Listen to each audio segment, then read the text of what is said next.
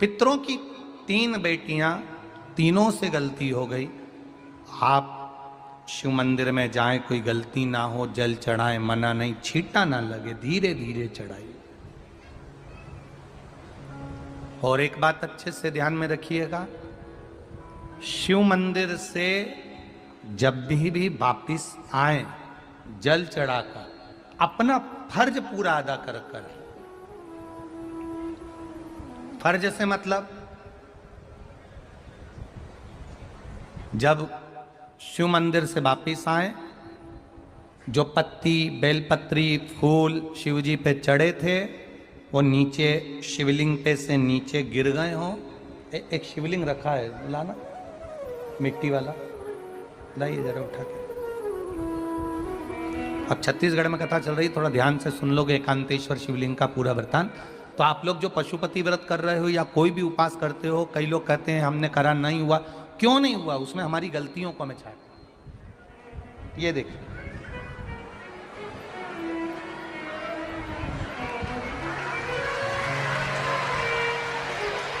अब जैसे ये शिवलिंग रखा है, आपने जल चढ़ाया, अब जल आप यहां से चढ़ा रहे हो तो धीरे धीरे धीरे धीरे चढ़ाएं, जिससे छींटे बाहर ना, यहां तक छींटे रहे ना, जलाधारी तक चलेगा, बाहर ना गिरे।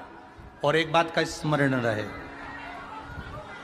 यदि बेलपत्री, फूल, पत्ती जल चढ़ाने के बाद ये सब अगर नीचे गिर जाए, जलाधारी पर गिर गया या नीचे उतर गया, तुम्हारा पूरा जल चढ़ जाए, तुम्हारे पास में चंदन नहीं है, अबीर नहीं है, गुलाल नहीं है, कुछ भी नहीं हो, तो भी अपने हाथ की 3 उंगलियों से रेखा 3 खींचकर और फिर जो माला आदिकादिक भगवान की रखी थी उसी से भगवान का वापिस पूरा श्रृंगार कर कर फिर वापिस आइए, भगवान को पूर्ण श्रृंगार।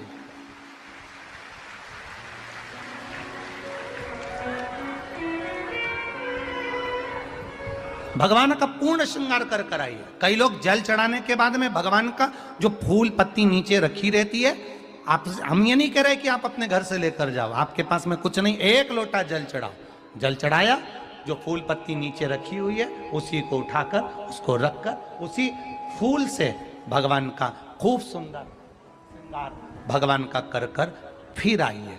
क्यों? शिव का जब हम श्रृंगार कर कर आते हैं, माता पार्वती जी ने देवाधिदेव महादेव का श्रृंगार किया है, आप लोगों के स्मरण में होगा। राम जी ने माता जानकी का श्रृंगार किया है। रामचरित सुनिए कथा, रामायण सुनिए, आप लोगों ने रामायण सुनी होगी, तो उसमें माता बैठी हैं शिला के ऊपर और भगवान राम उनका श्रृंगार कर रहे हैं। एक कौवा आता है, वो चोंच मार कर जाता है, ये सारा वृत्तांत आप लोगों ने श्रवण किया है। तो राम जी माता सीता का श्रृंगार करते हैं, भगवान कृष्ण राधा जी का श्रृंगार करते हैं। केवल एक देव अधिदेव महादेव की कथा ऐसी है जिसमें पार्वती जी शिव जी का श्रृंगार करती है। शिव का श्रृंगार किस लिए? क्यों?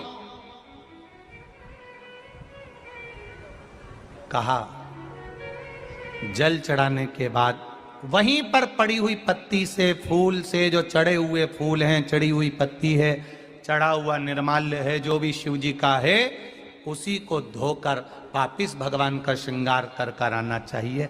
किस लिए? कि हे भोलेनाथ, जब मैं इस संसार सागर से जाऊं, अखंड सुहाग लेकर पूरी श्रृंगार कर कर इस धाम से जाऊं, ऐसी कृपा बना। जो पढ़ाओ,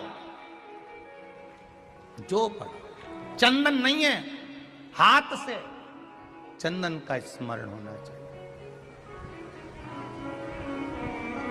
नहीं है हमारे पास लगाने को रोली, मौली, चंदन, जो भी आपके पास में, अबीर, गुलाल नहीं, अपने मन का गुलाल लगाइए, अपने मन का हृदय से दिल से रिझाने का प्रयास। ले जा बाबू, ले जा, दिल से चढ़ाइए। और जब भाव से, दिल से आप आनंद के साथ देवाधिदेव महादेव का आप पूजन करो, उसमें गलती ना हो। गलती। हम शंकर जी को जल कहां बैठ के चढ़ाते हैं?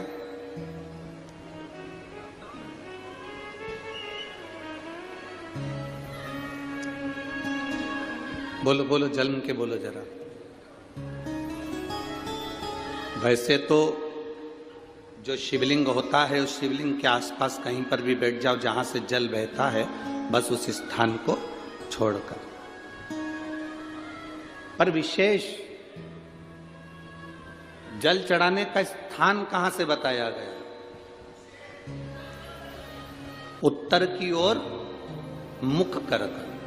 हमें दक्षिण में बैठना है, उत्तर में मुख करना। उत्तर की ओर भगवान शंकर की जलाधारी, जलाधारी से मतलब है जो शिव जी का चढ़ा हुआ पानी जो बहता है वो उत्तर की ओर जाता है। तो हम कहां बैठते हैं? बोलो बोलो जम के, दक्षिण की ओर। मान लो शिव जी का पानी इधर जा रहा है तो तुम्हें इधर बैठना, शिव जी का पानी इधर जा रहा है तो तुम्हें इधर बैठना।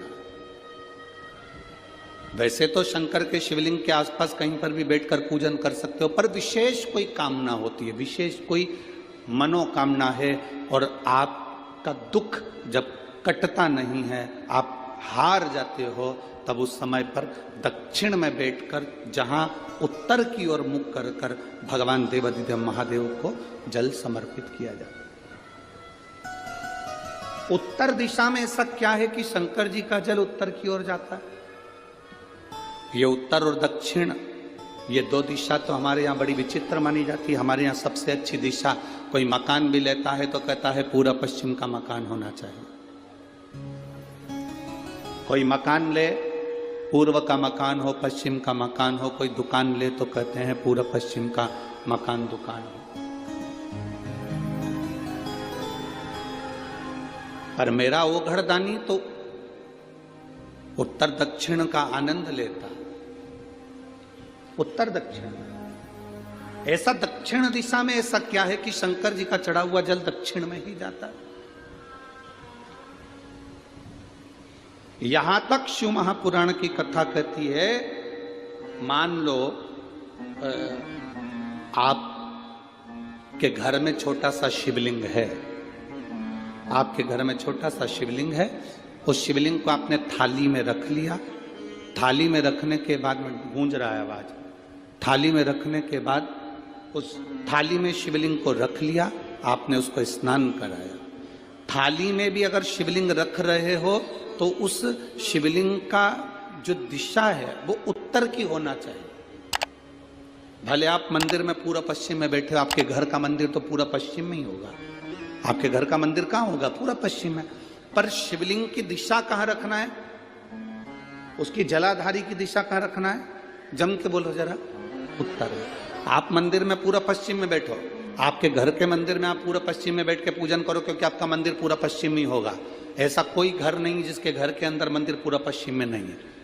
आप पूरा पश्चिम में बैठो, पर शिवलिंग को थाली में भी रखो तो उसकी जलाधारी उत्तर की होना चाहिए।